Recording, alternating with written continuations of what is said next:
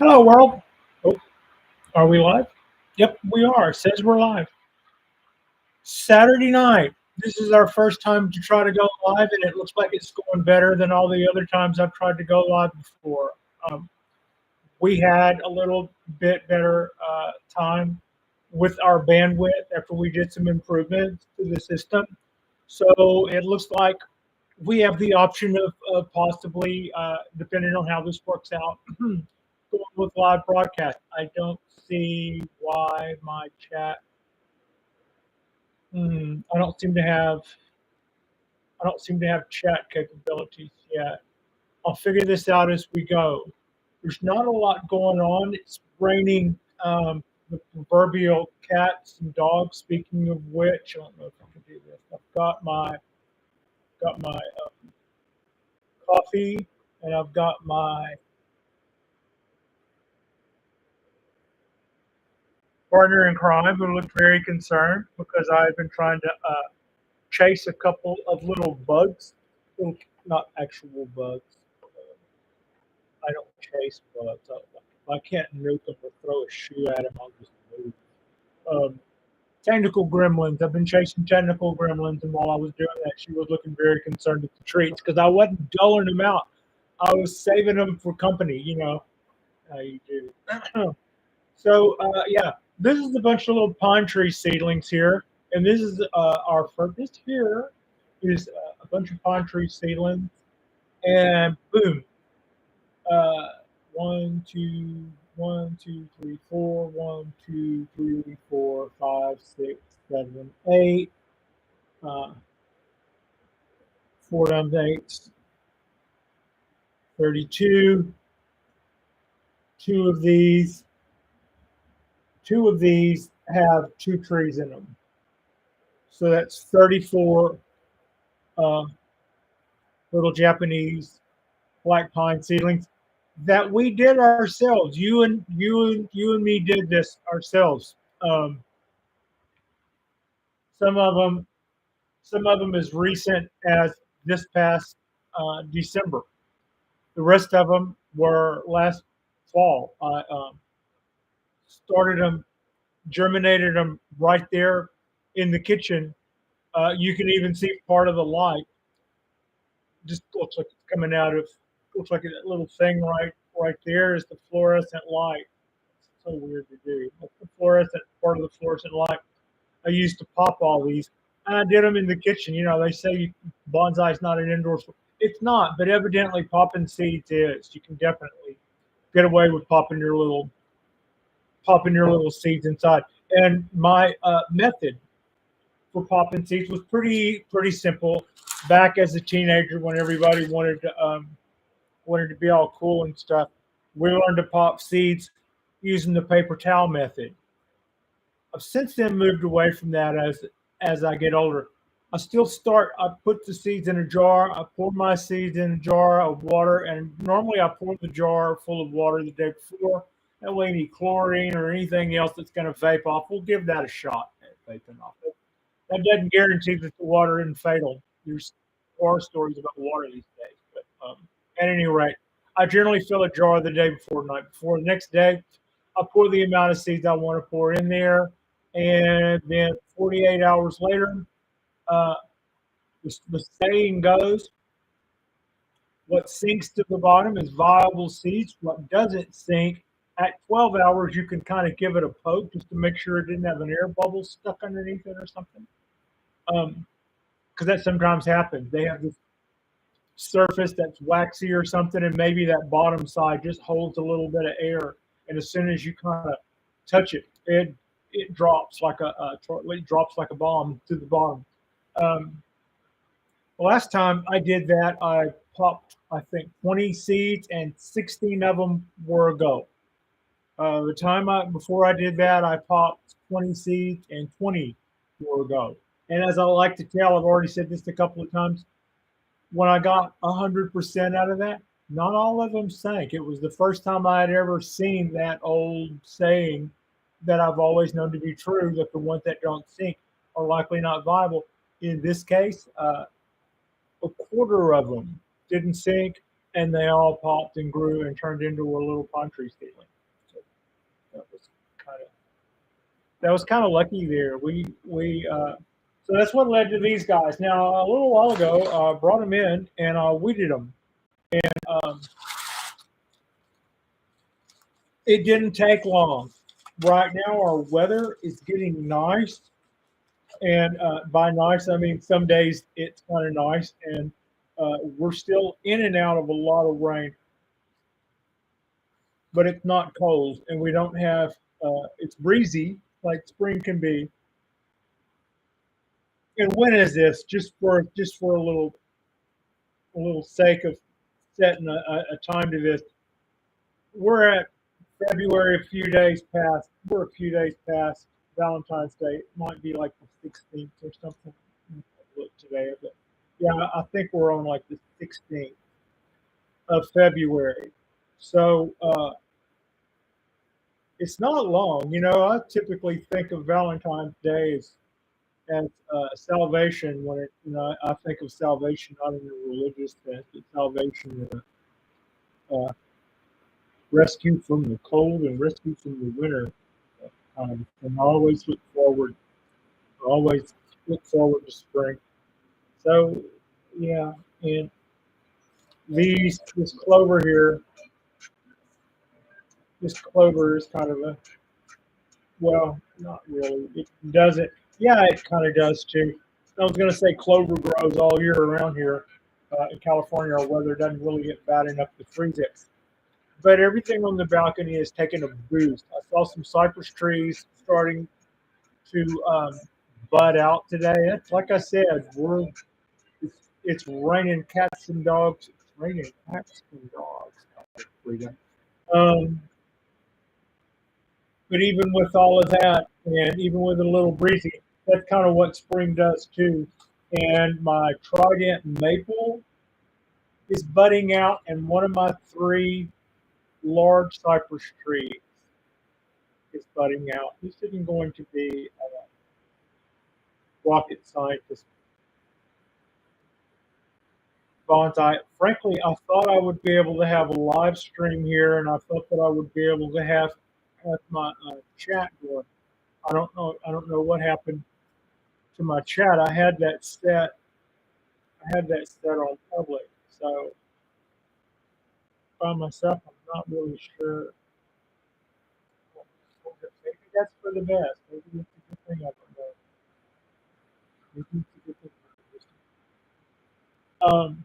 So I hope wherever you are, the weather is okay. I think it would be kind of nice to my Saturday night. Every once in a while, I'll go out and have a little dinner. I'll go out and do a little dinner on on Saturday night. I'll go out and do a little dinner for one, somewhere, have a steak or some Mexican food or some sushi or something. But other than that, my Saturday nights are low key in that I enjoy them. I enjoy them doing just what you see right here. Single single woman with her little wiener dog.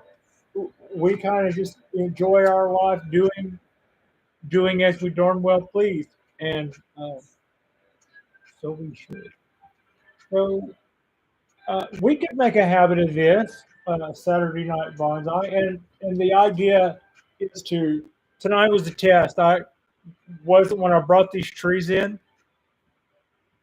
I was not planning on necessarily making a bonsai show out of it because, frankly, I weeded these 3 weeks ago. It's because of the weather is so spring-like that these little lumps of irritating clover just came storming right on back. Bonsai clover, wouldn't that be? Anyway, so now here I am weeding again, and that's why I brought them in. I just brought them in so that I would have something, to do this afternoon, or maybe tonight, and then maybe tonight we would do a bonsai show. And then I decided, and then I put off doing these because I was doing other things. I moved the coffee table. This table here is the table that my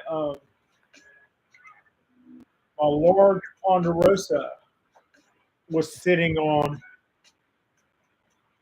last summer and last fall, and I'm going to make some adjustments for when it comes back. I will have that better lined out.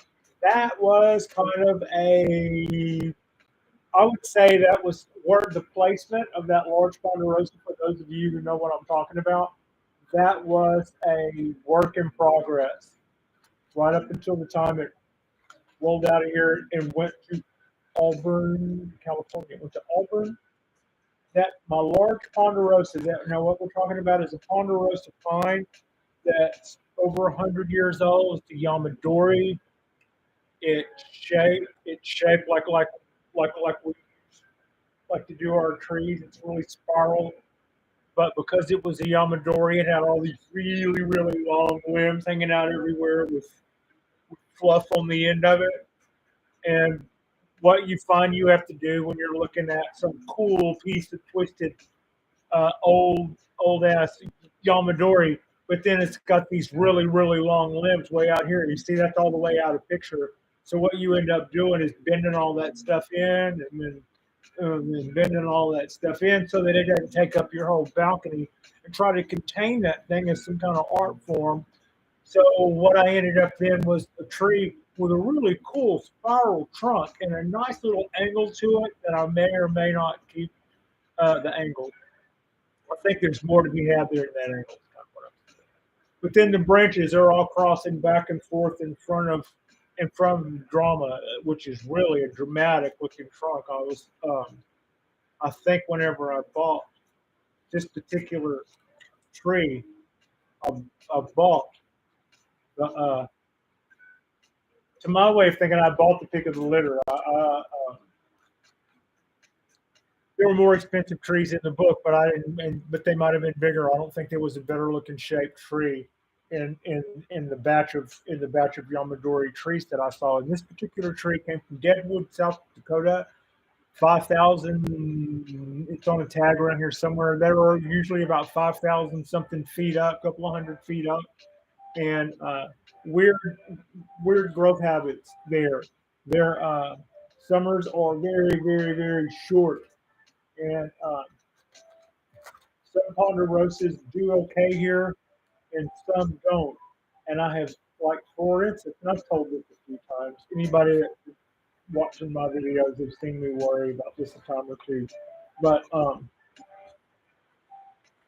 when I first got acquainted with the ponderosa, I kind of fell in love with the design of a ponderosa because I was watching one video or two video, no, not videos, two creators, bonsai creators in particular, and one of them is a garden, a bonsai master, and the other is also that, but they're more known for collecting, and they're kind of a person that has their secret collecting place, and everybody talks about them knowing where their secret collecting place is. And that's kind of like their take to their grave secret, but that location evidently yields a lot of really fantastic trees, and this person has been able to make quite a name for themselves collecting trees.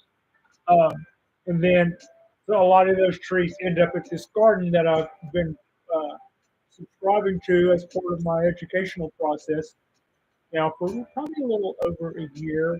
And during that time, watching teacher show off these ponderosas, I became aware that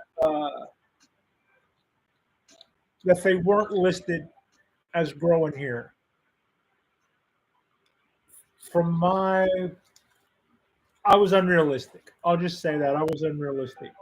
From my standpoint, from my frame of mind, I couldn't think like you can't think like a tree.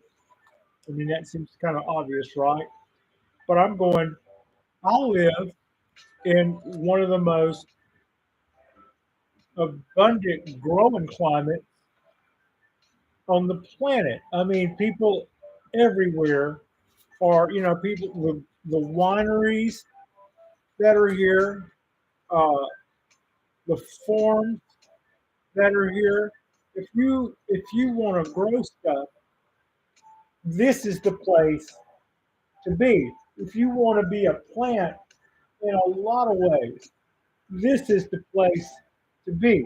If you want to be Patricia O'Connor, this is definitely the place to be. I've wanted to be where I am since I was a child, growing up watching cartoons. I was watching the cartoons and I noticed that they all came from Burbank up the road here, a couple of hours away. But then all the ones that were filmed live and stuff for kids, like Brady Bunch or Sigmund and the Sea Monster, all that stuff, they all seem to have really cool California lives. And then when those programs were over on Saturday, they went right to American Bandstand.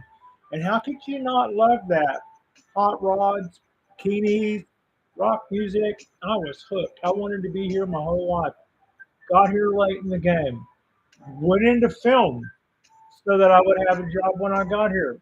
Only to get into film and kept kind of hooking up with local Atlanta girls who never moved within 30 miles of mom. So I kind of lost a few years before I got here, but we're here now. And we like it. So I don't mind saying that I think here in California we have it good in some ways, and I realize that I'm being, uh, you know, I'm being a little prejudiced about that. Heck, I wanted to live here. Like I said, I wanted to live here my own life. I'm here because this is all I wanted to do was be here. So with that in mind, I kind of thought that uh, I don't want to be here. The grapes want to be here. Everybody knows the cannabis seems to do well here.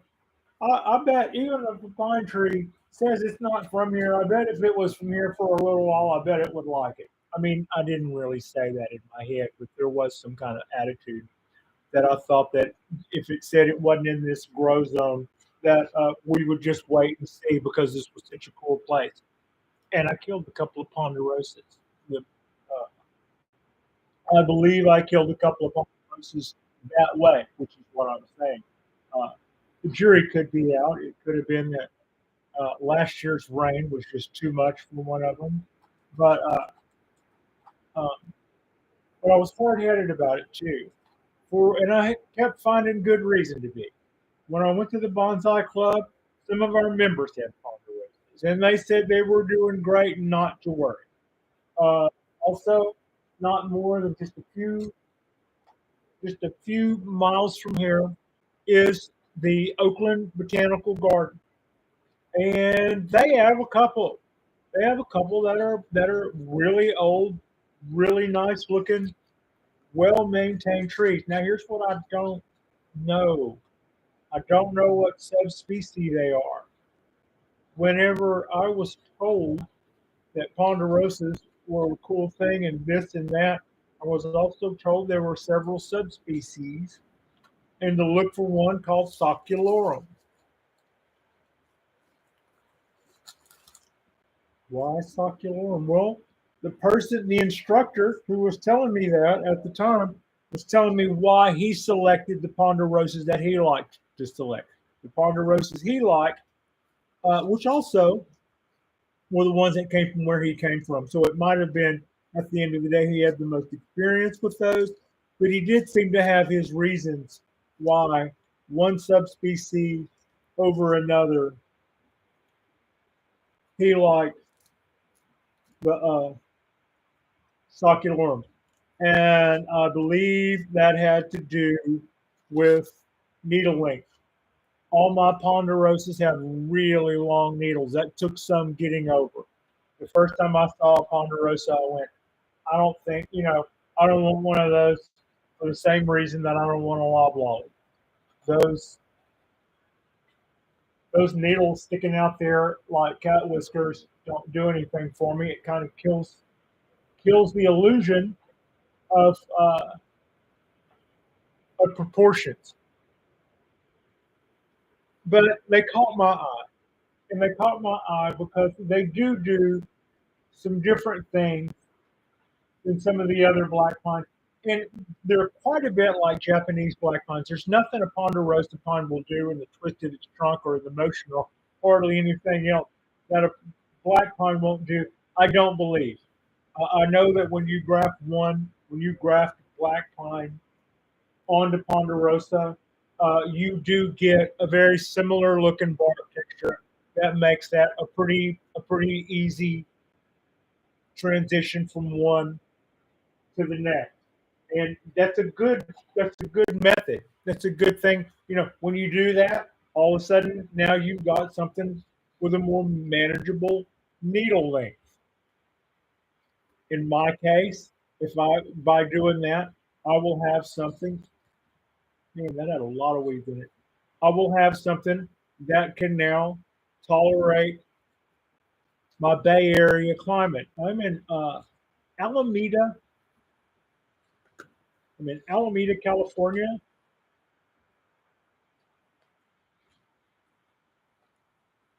Probably not really very far from San Francisco. Uh, if you're in San Francisco, along one shoreline, you might see open ocean, but if you were to look along another shoreline, you'd look over and see Alameda, depending on where you are on the beach, I suppose. But yeah, really close, really close. If it wasn't for that shallow bay out there, the closest way to San Francisco would be just about outside my door, straight across. Instead, it's 15 minutes around Oakland through a toll, and then some traffic and some other stuff. I'm in a totally different place than the part I see when I look across at the bay at San Francisco. But that's my little that's my little view of the city, and it's pretty cool here.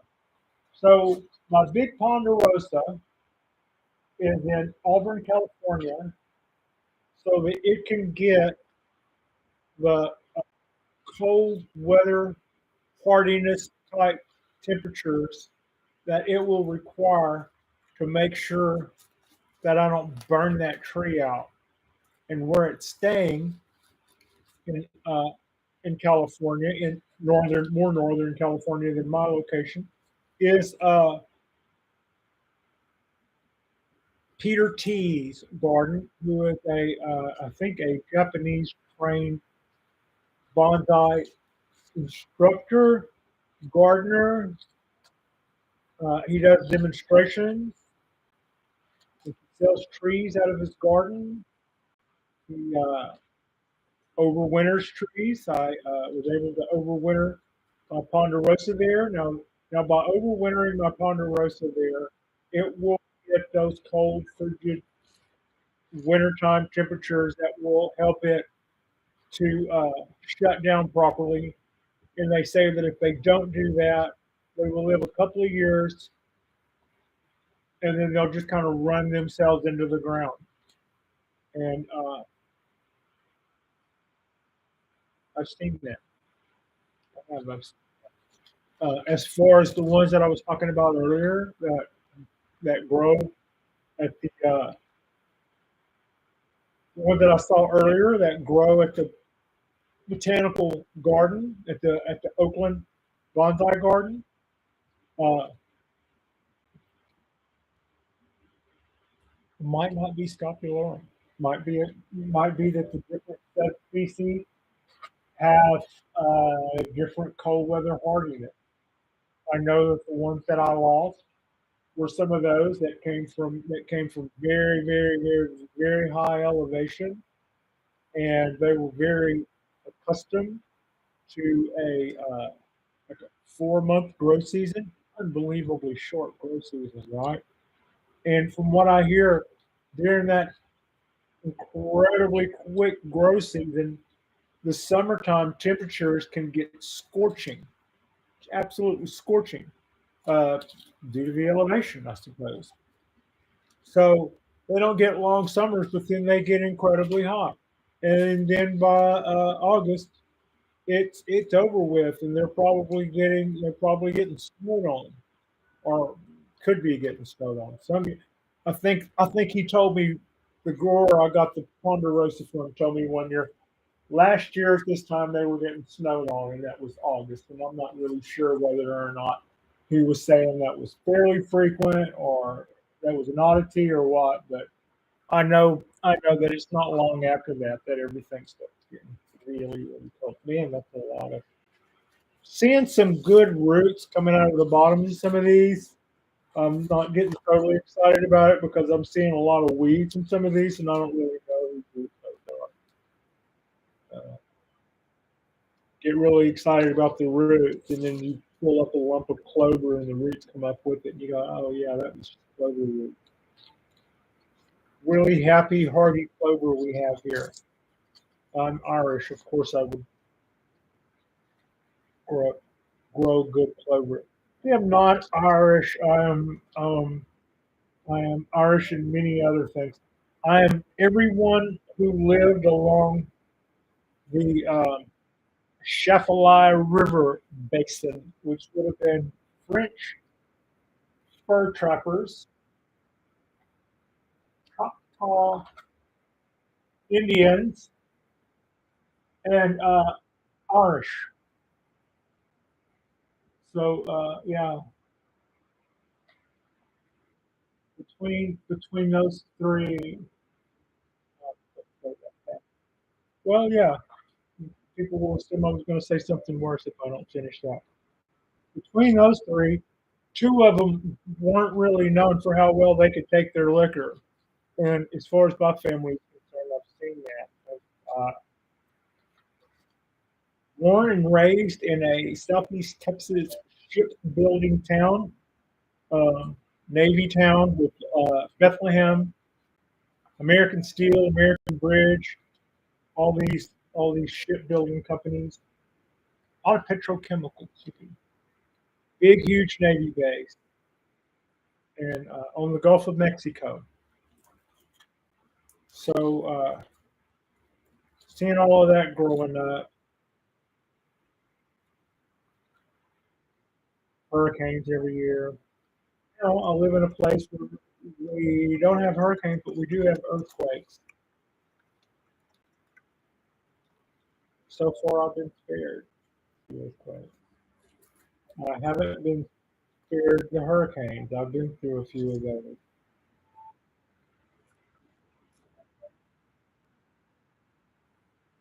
Um, okay, so I keep hopping back and forth. And I guess I could be talking about pines while I'm weeding these pines, but I'm weeding seedlings, and I don't really have a whole chapter of stuff to talk about pine tree seedlings. But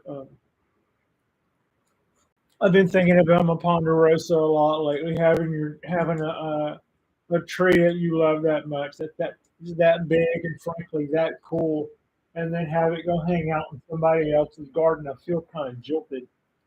The fact is, uh, not only am I feeling kind of jilted, I guess it kind of paying somebody else to babysit my girl. What the hell, Paul? Anyway, uh, we'll be getting that tree back pretty soon, and while it's there, it will be getting grafted. We're going to graft Japanese, like Peter T, not we. Peter T is going to graft Japanese black pine to my ponderosa, and he says he he grafts trees, which is I'm finding out about this. And I guess different people have their different techniques. Of course they do. People have different techniques for everything. After I got all the clover out, it was actually hard to find the pine tree in there.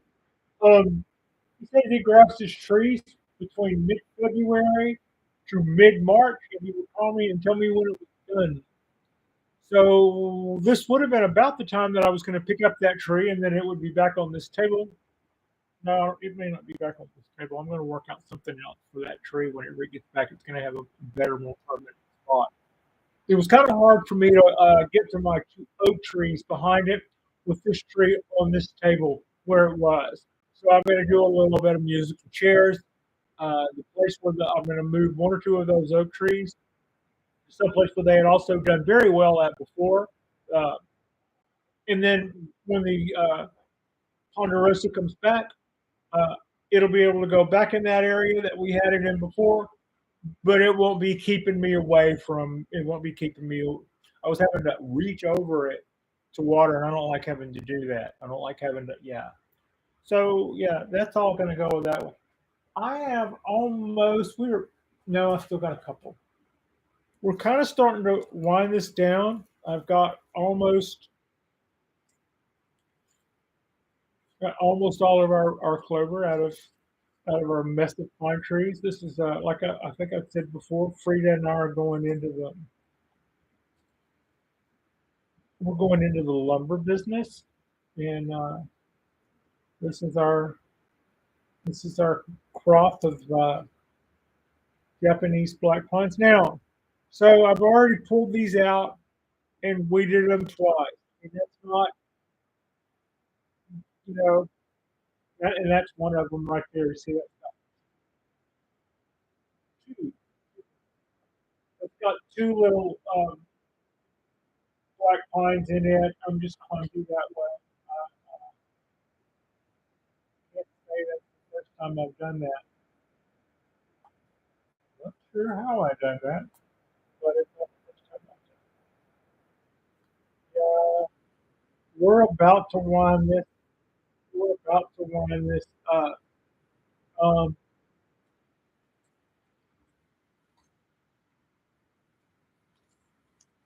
oh, I want you to come up and leave my pine tree alone, you bully. So,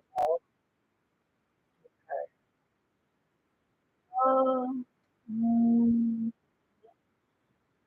Goings what?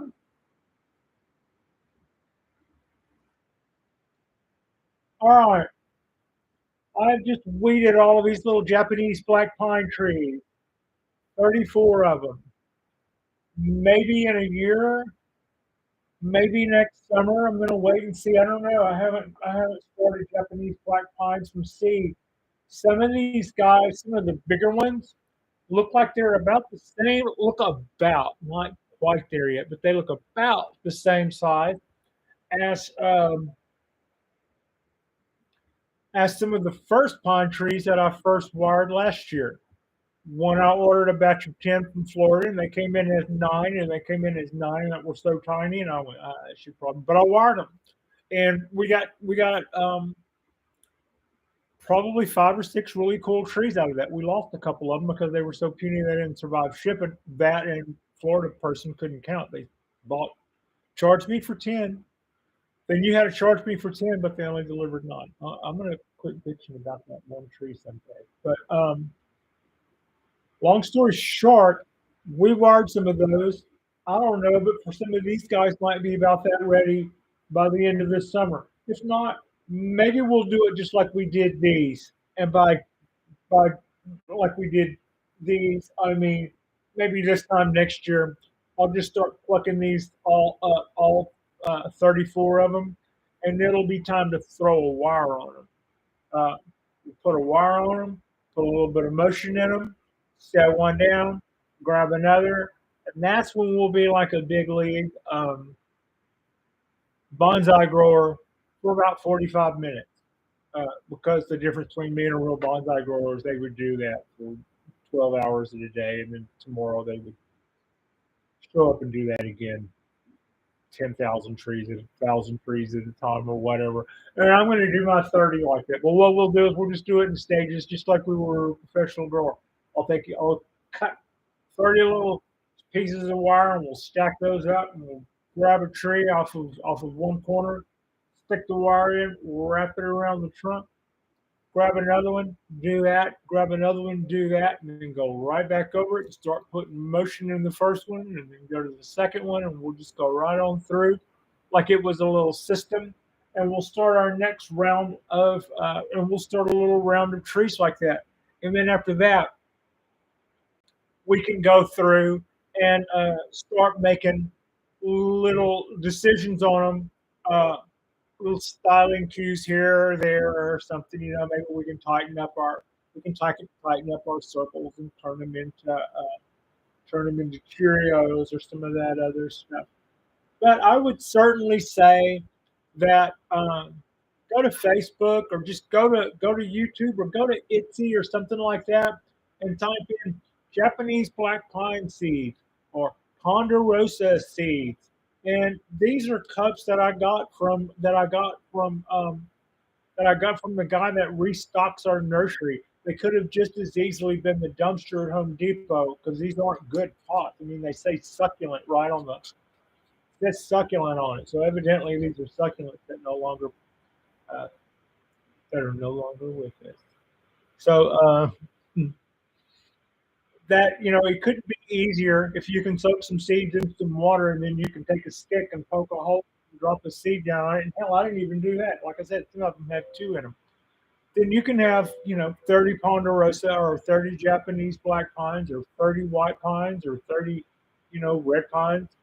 And the world is your oyster. What you do from that, what you learn from bonsai, and you don't have this holier than grail feeling about them until you start doing stuff to them, and then they kind of start getting personal to you. And I'm kind of sorry we lost a couple of them that we lost, but that was also because we had time invested to them. We did cool things to them, and with that, more of them than we lost did great, and we still have going into spring. We're going to go into spring with some fairly impressive trees based on some of the stuff that we did last year, and that cost me, not much for that first round of trees. The second round of Japanese black pines I ordered came from just right up state. They were exceptionally great looking health, and we did some nice bin and fall. But then I turned around and did in both those seeds, and that gave us all of these. So I have nothing in those. That was $17 for like 250 seeds. So that and some of that is not even that. Some of that's my. I don't pop seeds in new potting soil. I don't mix up boom mix or any of that. If I had busted out a bag of perlite, it all hit the ground. I shoveled it back up and threw it in the container. And whenever something dies, that died and it shouldn't have died, and the soil was still good, I throw that in the container. And whenever I need soil for something that isn't the holy grail prize thing, it gets that. Sometimes I sift it. Sometimes if I'm really worried about it, I'll heat it. Like if it's got roots or something in it, I'll blowtorch it. I'll just roast it right there and then turn right around and reuse it. So what I'm saying is it doesn't take much to pop a bunch of little Japanese black pine trees in your kitchen, and 3 weeks, 2 weeks, 3 weeks in your kitchen, and they can go outside unless it's snowing or something. I shouldn't say that. Most people aren't as warm as even with our winters the way we're having them, going through our hardest part of winter. It's not like we're going through a lot of. I haven't seen a 30. I haven't seen a freezing temperature yet. Uh, yeah. Like and subscribe if you guys haven't already. We may do more of these. Tomorrow night I'll probably drag something in, and tomorrow day I'll probably do something during the day, and tomorrow night's a school night, so we'll get ready and do that. But I appreciate you, Frida. Appreciate you, and thank you so much for watching. This is our first stream in about 3 years, and probably the first one that we actually did well.